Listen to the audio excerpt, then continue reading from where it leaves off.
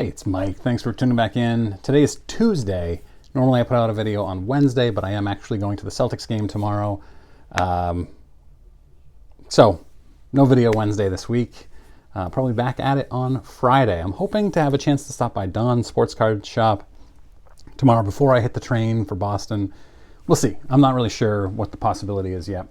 Before I get to today's topic, though, this pickup, and you would have seen this if you follow me on Instagram, Movon rookie autograph.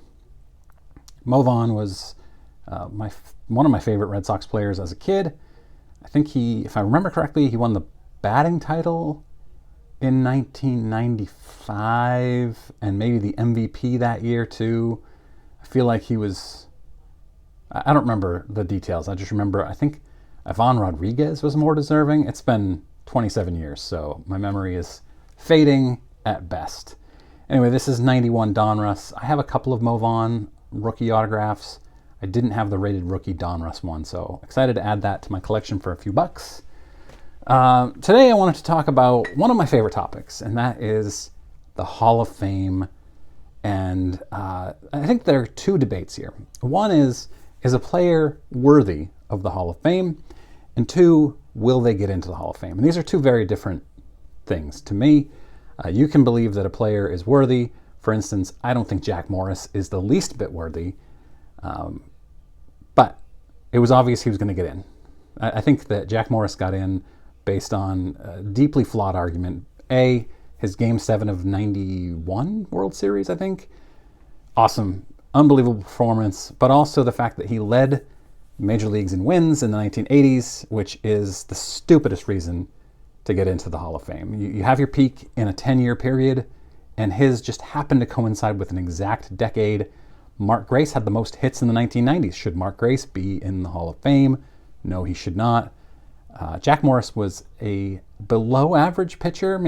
Okay, I'm exaggerating a little bit. He was a slightly above-average pitcher for his career, and he benefited significantly from a very, very strong offensive team all those years. So it was obvious that the baseball writers were going to vote him in. Did he get in? I think it was his last year, or maybe the contemporary ballot got him in. I don't remember. It doesn't matter. But we have the contemporary class coming up that's eligible for the committee to vote them in. I have a couple stats here that I found interesting. You might think of most Hall of Famers going in, being voted in by the Baseball Writers Association of America. You'd be wrong, and I thought that too.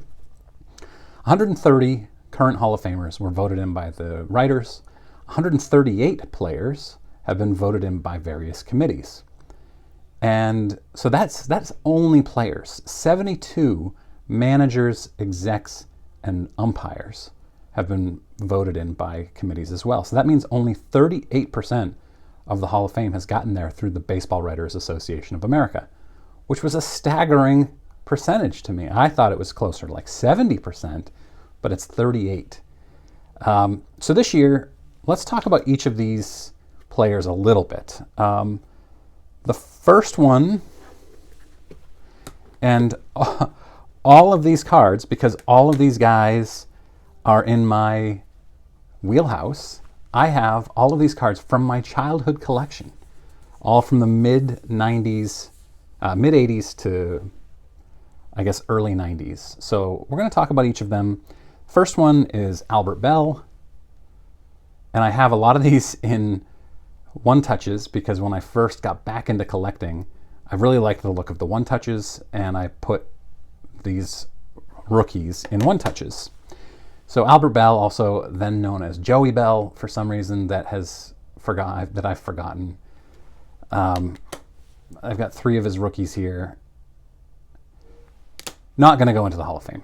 Great career, shortened by hip problem, too surly for the writers. And he's the kind of guy who, because he was so feared, he was a little like Jim Rice.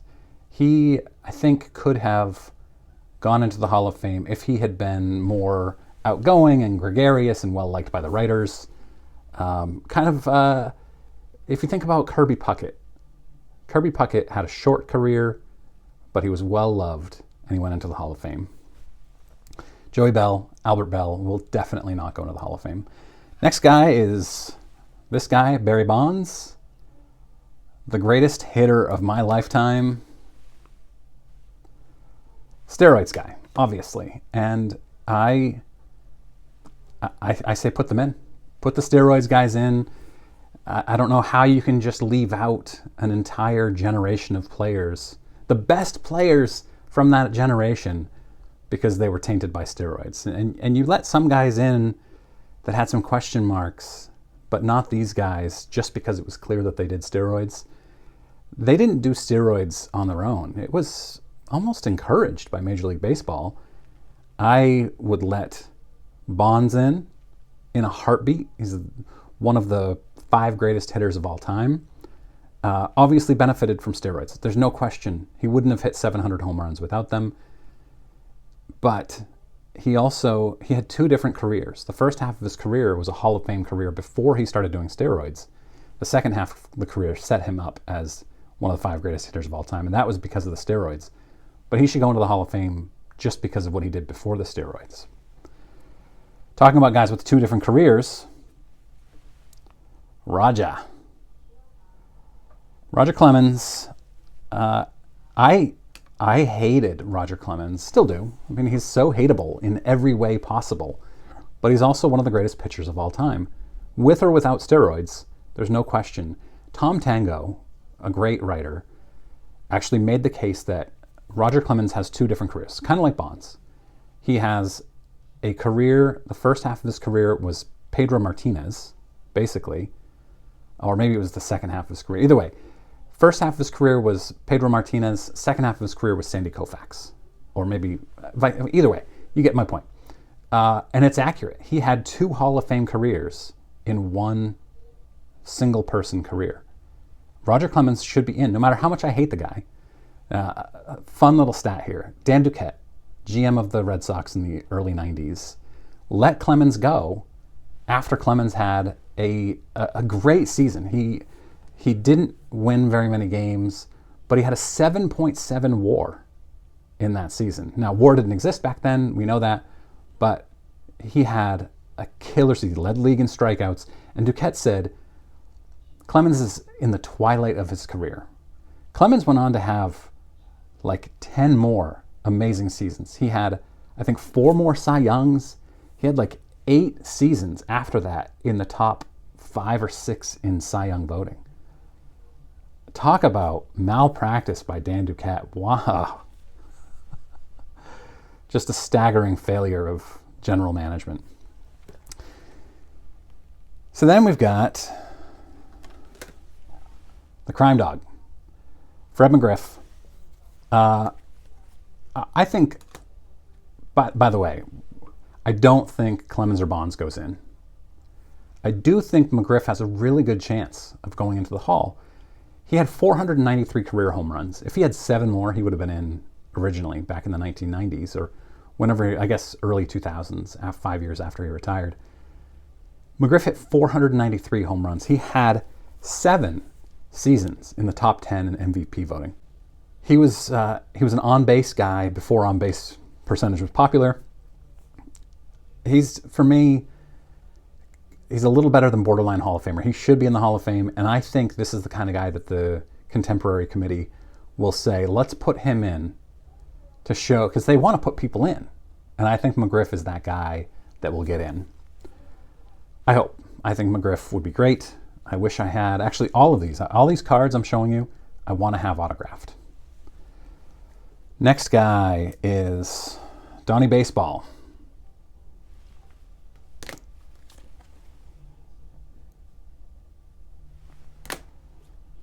Mattingly, he's one of the best-known Yankees players.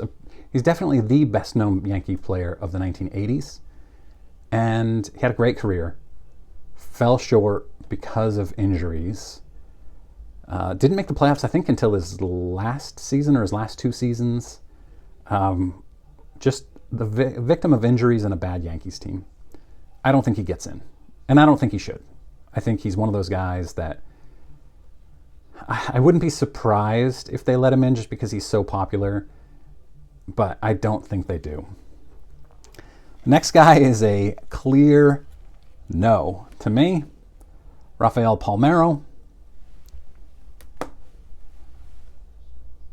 Couple of his rookie cards. Palmeiro, based on numbers alone, would be in the Hall of Fame, no question.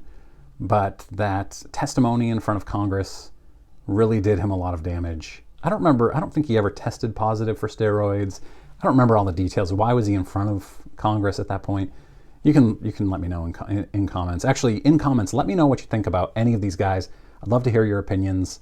Are you a let the steroids guys in, or are you a keep them all out kind of person? So Palmeiro, a friend yesterday and I were talking about this, and my friend said, can you tell the story of baseball without Barry Bonds or Roger Clemens? And I said, I think that's more of a bonus. Their stats are the primary thing. And then if you can't tell the story of baseball without them, then that's a clear-cut, yes, you got to put them in. I think Rafael Palmeiro, you can easily tell the story of baseball without Palmeiro. There's no anything about Palmeiro that is important to the history of baseball. He had, I think, 3,000 hits, 500 home runs. He was a great hitter for many, many years. He won several Gold Gloves, including one where I think he only fielded 28 games at first base. It was one of the strangest Gold Glove awards ever. But he is a clear no. If they're going to put the steroids guys in, then sure, but he would even be on the bubble of that. Last one, and I have like a million Curt Schilling rookie cards, and I couldn't quickly put my hands on any of them for some reason. They're somewhere. My organization is getting much, much better, but it's not there yet. So I'll just re-show you this one from last week, his minor league card. And I will also say, I really regret, you guys convinced me in the comments last week that I should have gotten that. I should have sent it off to that private signing. It's too late now. $50, I should have done it. I should have bit the bullet and sent it off, because that, it would be worth a heck of a lot more than that if I had done it, and if he gets into the Hall of Fame. And I think that Schilling has one of the best chances here out of this group to get into the Hall of Fame. Schilling had a clear Hall of Fame career. He didn't have the wins, but wins are a long gone stat as a measure of pitcher value. He is one of the greatest postseason pitchers of all time. When he retired, he had the all-time modern baseball record for strikeouts per walk. He was the face of one World Series, 2004 Red Sox, a little biased here, but also a major part of the 2001 Diamondbacks World Series win over the Yankees to destroy that dynasty. And there's a whole book written about the end of the Yankees dynasty that was thanks to that Diamondbacks team. I think that Schilling's post-career escapades have done him in. I know it, they have. I think he would have been in the Hall of Fame by now had he not had the off-field problems that he has had in many, many ways. I think he should be in the Hall of Fame. I hope he gets in. I did actually order his 1989 Donruss rookie card autographed. Unbelievably cheap. $10 last week on eBay. I should get it on Monday. So I'm excited to have that and add that to my personal collection. I wish I had gotten this Greensboro Hornets one autographed, but you live and learn. And I completely forgot Dale Murphy, so I'm going to insert this right into this video here, and hopefully it's just a seamless addition. So Dale Murphy is also on this ballot. I don't have Dale Murphy's rookie card, so that's why I forgot him, because he wasn't in my pile. Murphy, two-time Hall of Famer, by all accounts, the nicest man in baseball history. Probably not going to make it into the Hall of Fame, but if he does, and that's kind of like Mattingly, I wouldn't be surprised if he does, because he has such a great reputation as being well-loved, highly respected, just didn't have a long enough career.